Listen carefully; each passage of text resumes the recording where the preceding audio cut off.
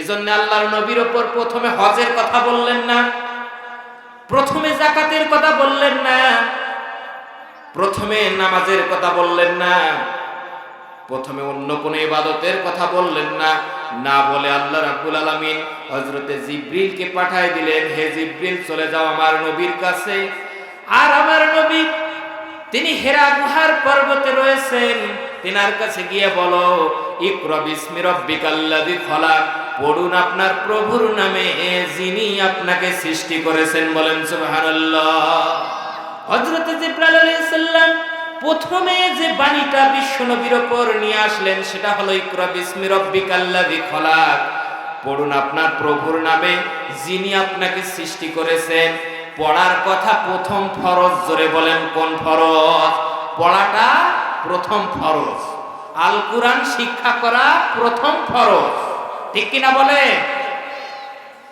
এই প্রথম ফরজটা আমাদের সমাজের ভিতরে নফল হিসাবে গণ্য হয়েছে, ঠিক কিনা বলেন?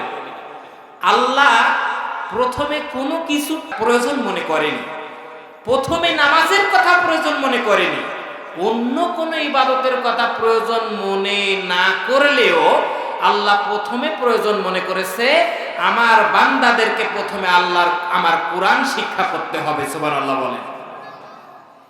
এই জন্য প্রথমে কোরআন শিক্ষা করার কথা আল্লাহ বলছেন, এটা হলো ফরজ। আল্লাহ নবী বললেন তলাবুল ইলমি ফারিদাতুন আলা কুল্লি মুসলিমিন ওয়াল মুসলিমা, প্রত্যেকটি নর নারীর জন্য ইলম শিক্ষা করা, দ্বীনি ইলম শিক্ষা করা ফরজ। কিন্তু আজকে নফল বানাইলো কে?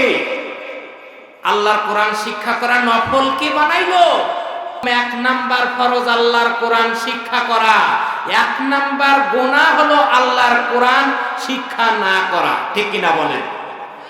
এক নাম্বার গুনাহ আল্লাহর কোরআন শিক্ষা না করা। যারা এখনো কোরআন পড়তে জানেন না, এক নাম্বার গুনাহ করেছেন। ইংরেজ শাসন করেছে আমাদের দেশ সহ ভারতবর্ষ 200 বছর। কয়শো বছর বলেন?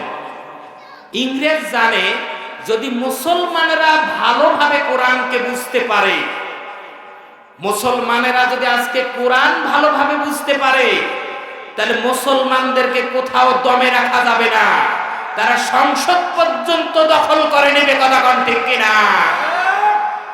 আজকে ইংরেজ কিন্তু তখন বুঝেছিল, এই জন্য ইংরেজ তখন কোরআনের কিছু আয়াত কাট ছাট করে কিছু ইহুদিদের 5টা গোলামদেরকে বলে দিল তোমরা কিছু চটি বই লেখো, এই বইয়ের ভিতরে তোমরা কিছু আমল দাও, যে আমলের কারণে, যে আমল করলে তারা আল্লাহর জান্নাত চলে যাবে।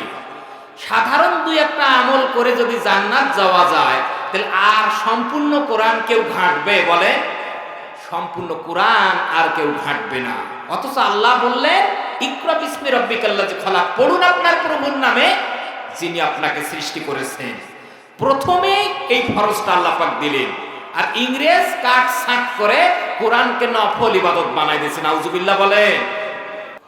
যখন নফল ইবাদত মুসলমানদের বলা হলো, তারা আর কোরআন তেলাওয়াত করে না। অথচ 1 নাম্বার ফরজ আজকে ইংরেজ ঢাকে রেখেছে। কথা কোন ঠিক কিনা? 1 নাম্বার ফরজ এটাকে ঢেকে রেখেছে আজকে ইংরেজ। সম্মানিত উপস্থিতি, এই জন্য 1 নাম্বার ফরজ হলো কোরআন শিক্ষা করা, 1 নাম্বার গুনাহ কোরআন শিক্ষা না করা। যারা এখনো কোরআন শিক্ষা করেননি 1 নাম্বার গুনাহ করেছেন। নাউজুবিল্লাহ বলেন।